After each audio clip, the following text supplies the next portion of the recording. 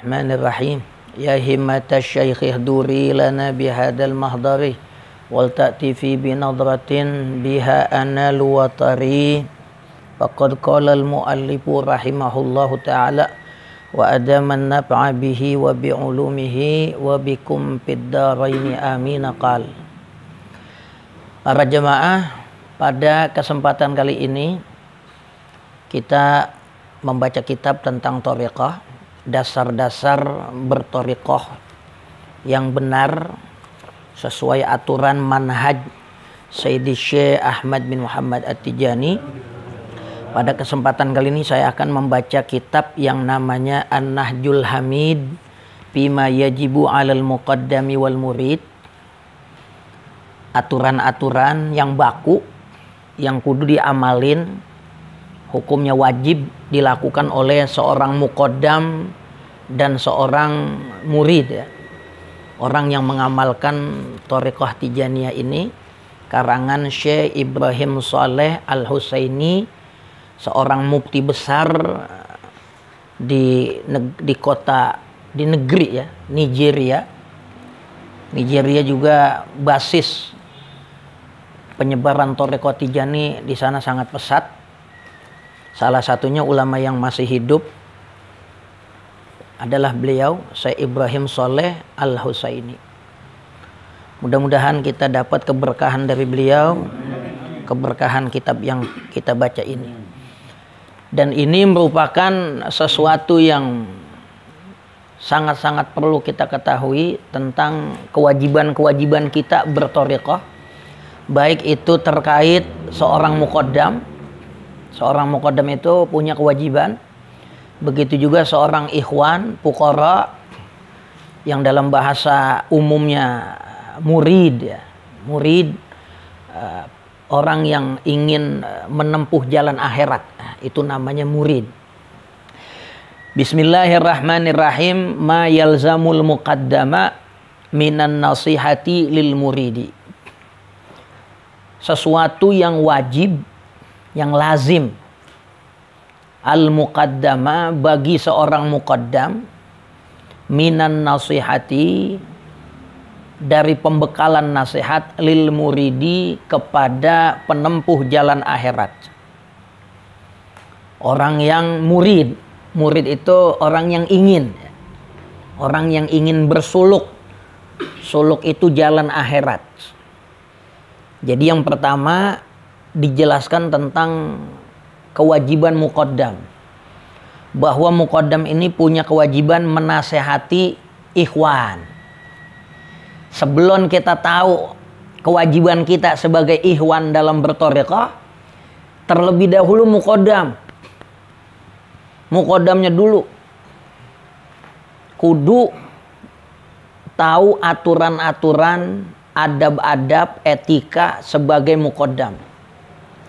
Jangan apa dia cuman ngajarin kepada muridnya supaya jalanin adab begini-begini, ya, kewajiban murid apa, tapi kewajiban muqaddam dia kagak jalanin.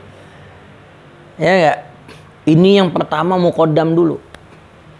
Sebab banyak banget maslahat yang didapat dari si ikhwan ini ditentukan dari si muqaddamnya. Muqaddam kudu terlebih dahulu berkualitas, ya, kayak ustadz. Ya jadi ustadz yang bener aja dulu. Jangan udah langsung mengajar ta'lim muta'alim. Akhlaknya murid sama guru bagaimana? Itu yang ditekenin. Dia sendiri sebagai guru kagak bisa jaga diri. Wah, ini salah juga. Hal fatal itu. Nah, makanya di sini yang lebih dahulu, ya, fokusnya kewajiban yang utama itu kudu di tangan muqaddam. Ma yalzamul muqaddama minan nasihati. Bekal-bekal yang wajib bagi muqaddam untuk menasehati si murid, si ikhwan, yang ngambil baiat sama dia, yang ngambil talqin lewat dia. I'lam, ketahuilah olehmu, ayyuhal akhu, wahai saudaraku. Ini ayyuhal akhu bahasa, ya, seorang ulama ingin mencoba merangkul mengakrabkan audiennya, pembacanya, ya, dianggap saudara kita. Sebab memang muslim sesama muslim, mukmin sesama mukmin itu bersaudara. Sampai Allah nyatakan dalam ayat Al-Qur'an, innamal mu'minuna ikhwatun. Mulanya ikhwah itu ikhwah jamak dari kata akhun. Akhun itu dalam bahasa Arab digunakan buat orang yang punya hubungan nasab, yang satu bapak. Akhun kalau dia laki, kalau dia perempuan ukhtun. Akhun sama ukhtun digunakan cuman buat persaudaraan nasab. Tapi karena Allah Ta'ala nyatakan innamal mu'minuna ikhwah, orang mukmin itu bersaudara, bahwa ada lagi persaudaraan yang lebih kuat dari nasab, namanya persaudaraan seagama. Ya, kalau nasab anak sama bapak bisa nggak ketemu di yaumil qiyamah. Anak sama emak bisa nggak ketemu di yaumil qiyamah, di akhirat. Tapi yang namanya mukmin sama mukmin bisa satu tempat, bisa ketemu di akhirat. Ini yang dikata persaudaraan agama lebih utama dari hubungan nasab. Lebih kuat. Ya. Makanya Rasulullah SAW saat ada di Madinah, Nabi datang di Madinah, Yahudi udah pada puasa tuh Asyura. Itu Yahudi ditanya, ngapa itu ente pada puasa Asyura? Oh, pada tanggal 10 Muharram Nabi Musa itu nabi kami gitulah. Diselamatin dari kejaran Firaun. Kami bersyukur Nabi Musa itu nabi kami. Kata Rasulullah apa? Kalian itu ngaku-ngaku doang. Boleh jadi kalian sama-sama turunan Bani Israel, ngakuin seperti itu. Yang lebih berhak berpuasa adalah kami. Sebab kalian cuma ngaku-ngaku nasab doang. Banyak diantara kalian yang kagak iman sama Nabi Musa. Itu seperti itu. Nah, ini Rasulullah SAW juga menegaskan bahwa hubungan agama lebih kuat ketimbang hubungan nasab. Walaupun Rasulullah sama Nabi Musa, ya, Nabi Musa Bani Israel nggak ada hubungan secara nasab, tapi Rasulullah SAW mengakui hubungan agama kepada Nabi Musa. Makanya pengarang kitab ini menggunakan bahasa untuk akrab kepada para pembacanya di kalangan muslimin muslimat dengan kalimat ayyuhal akhu. Annahu, apa yang kudu kita ketahui? Annahu jadi maf'ul. Sesungguhnya yajibu 'alal muqaddamin nushu.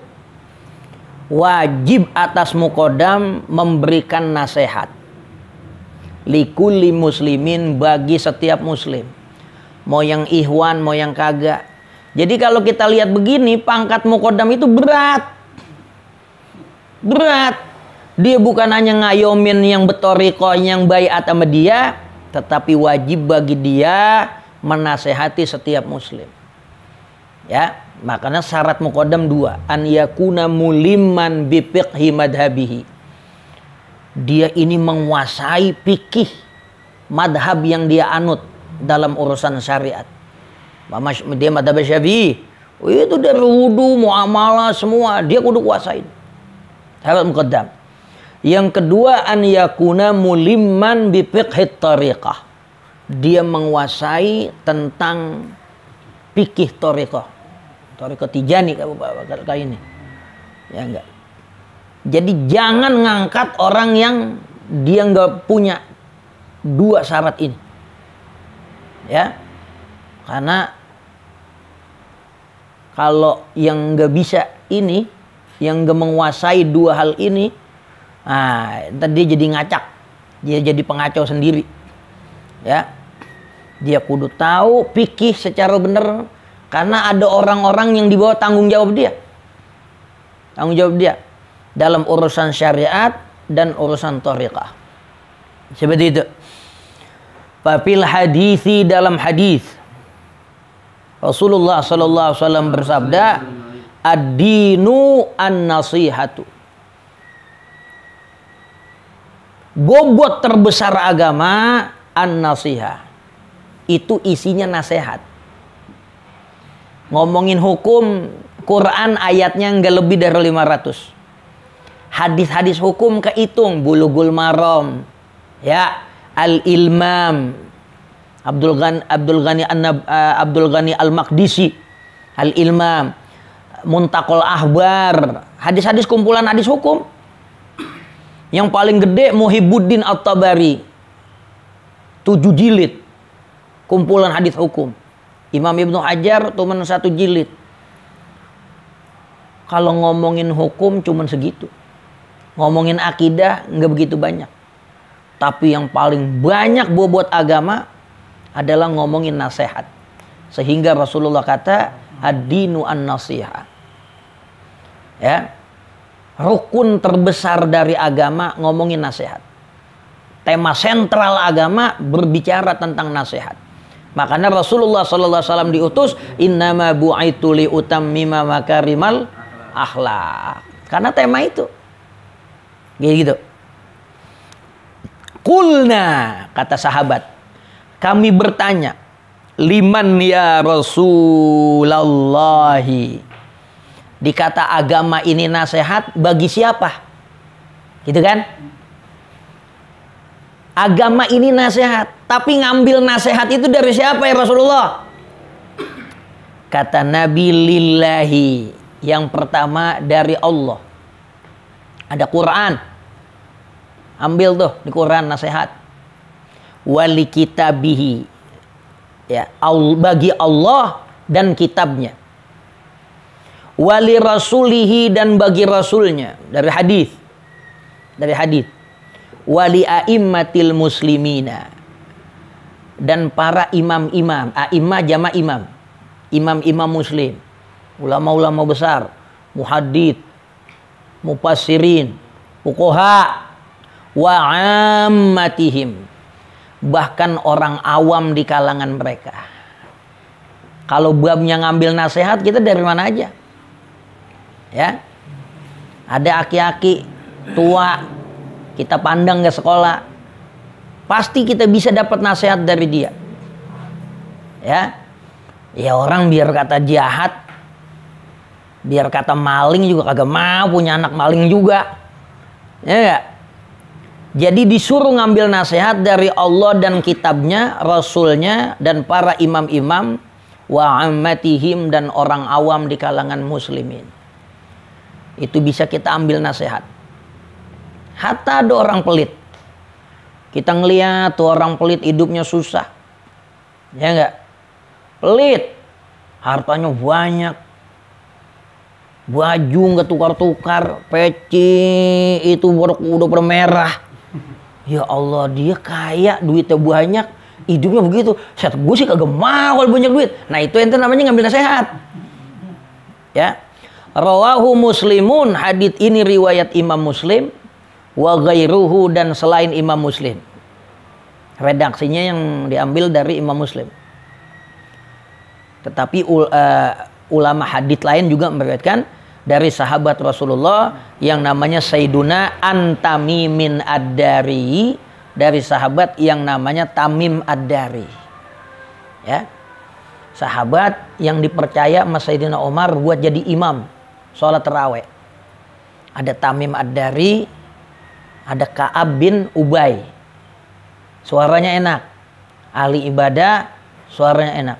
Dan Tamim Ad-Dari ini diceritain orang yang udah ketemu sama Dajjal. Ya, diriwayatin dalam hadis, dia pernah naik perahu sampai terdampar di sebuah pulau, dia menemukan Dajjal di pulau itu. Jadi Dajjal udah ada, teman datangnya aja belum disebutin. Udah disebut dalam hadis. Ya. Wa fit tarikhil qadim wallahu a'lam bissawab.